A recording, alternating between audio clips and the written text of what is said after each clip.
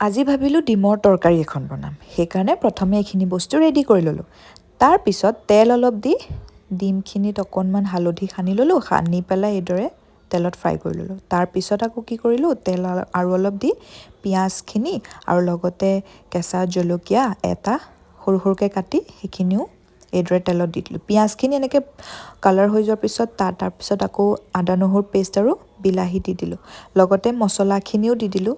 জিৰা, ধনিয়া, red chilli powder, নিমখ, হালধি এইবোৰ চব দি দিলোঁ। ঠিক আছে, দিয়াৰ পিছত অলপ সময় এইদৰে ভাজিলোঁ। ভাজি সেই আলুখিনি যিখিনি মই প্ৰথমতে বইল কৰি লৈছিলোঁ অলপ, সেইখিনি দি দিলোঁ। দি অকণমান সময় ৰখাৰ পিছত তাত পানী দি দিলোঁ। পানীখিনি অকণমান শুহিব দিয়াৰ পিছত তাত ডিম দি দিলোঁ। এইদৰে আকৌ সেইখিনি অলপ শুহাৰ পিছত এয়া হৈ গ'ল ডিমৰ তৰকাৰী ৰেডি।